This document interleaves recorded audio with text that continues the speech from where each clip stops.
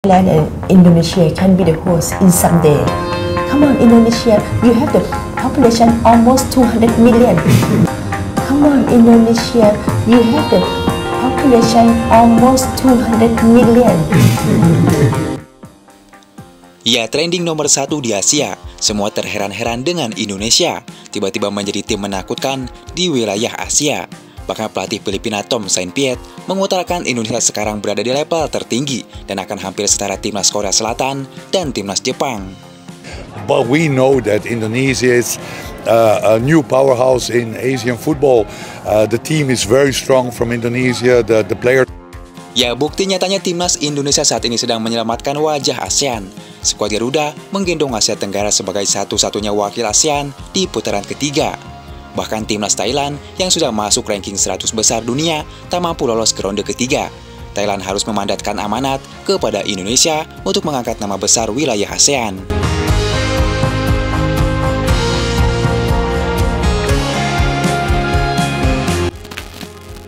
Ya, timnas Indonesia membawa nama ASEAN ke putaran ketiga setelah mengalahkan asuhan Tom Saintpiet.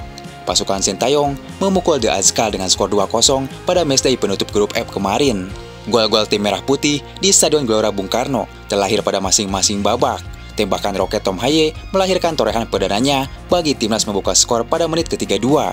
Kemudian sundulan Rizky Ridho 11 menit pasca jeda menyegel angka penuh untuk sang Garuda.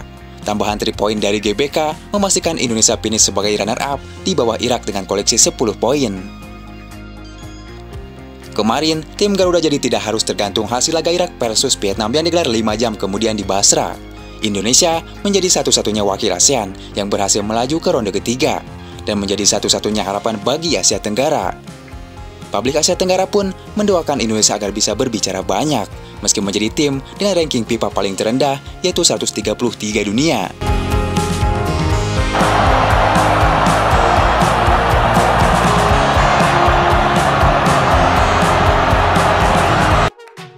Ia melihat klasemen sendiri, 2 rival regional di grup F. Timnas Vietnam dan Filipina berakhir dengan posisi di bawah sang Garuda.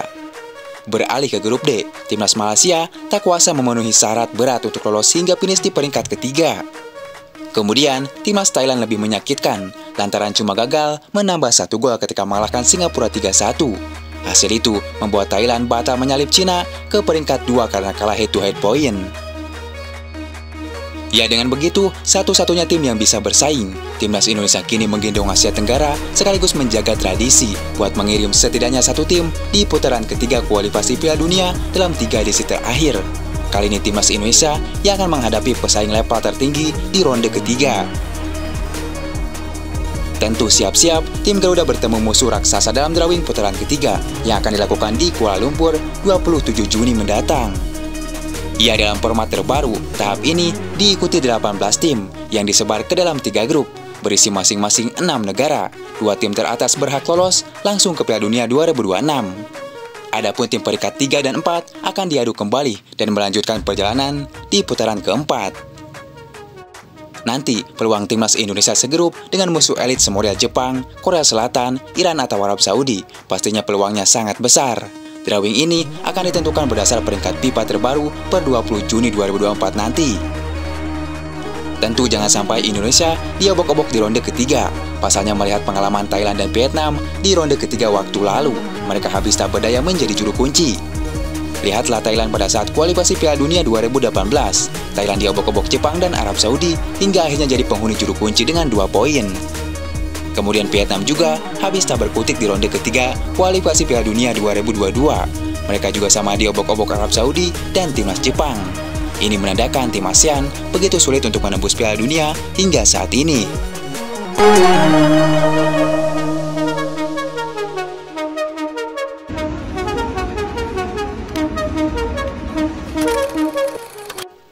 Ya, namun meski begitu, Tom Haye dan kawan-kawan dipastikan terpacu dan masih membara menyambut tantangan yang lebih besar.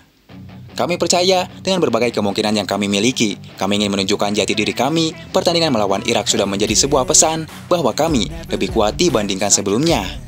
Kami sudah siap melawan tim di babak berikutnya. Begitu juga dengan tantangannya. Saya suka tantangan, ujar Tom Haye.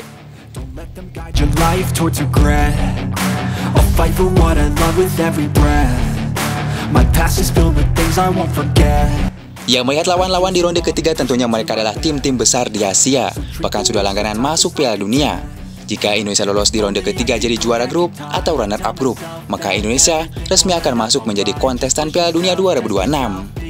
Namun, jika ingin lolos dari grup maut, Sintayong pun harus segera mencari pemain grade A, khususnya untuk lini serang yang mempunyai finishing tajam. Rafael Struijk yang saat ini menjadi andalan sebagai ujung tombak belum memenuhi ekspektasi yang ada. Umurnya yang masih muda masih butuh polesan dari Sintayong. Namun memoles pemain butuh waktu yang lama dan ini bukan waktunya. Sintayong harus sesegera mungkin mencari sosok penyerang sekelas penyerang timnas Irak, contohnya Ayman Hussein. Ia adalah penyerang tajam, didukung postur tubuhnya yang tinggi dan kokoh, menjadi monster menakutkan bagi tim-tim raksasa di Asia. Sampai saat ini, Indonesia belum menemukan sosok penyerang seperti Ayman Hussein. Maka tak heran jika penyerang Indonesia sulit mencetak gol. Bahkan gol Indonesia harus mengandalkan dari seorang pemain gelandang. Bahkan gol tersebut harus lahir dari seorang pemain bertahan. Special the dedication people have, the support. You can really.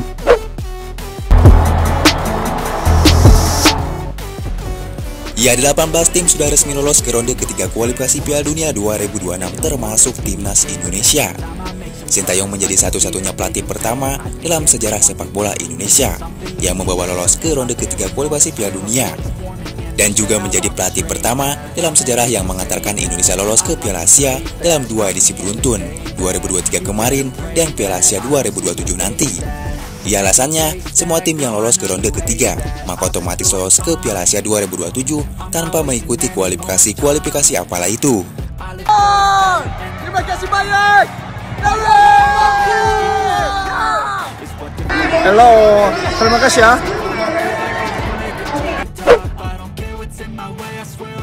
Ya, sementara itu kemenangan Indonesia atas Filipina dengan skor 2-0 membuat publik Vietnam tak terima. Mereka tak mau jika Indonesia lolos ke ronde ketiga. Media Vietnam soal PN kesal bukan main di mana timnas Filipina dianggap tampil royo saat menghadapi timnas Indonesia di Gelora Bung Karno.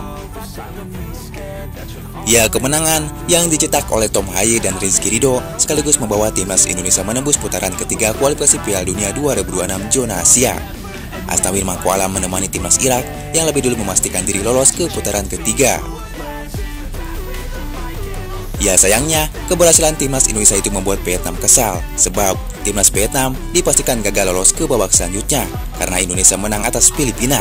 Ditambah timnas Vietnam juga babak belur di kandang Irak dengan skor 3-1. Inilah yang membuat Vietnam tak terima. Tim Vietnam sangat putus asa, mimpi menciptakan mukjizat hancur ketika Filipina sangat loyo melawan Indonesia, ujar publik Vietnam.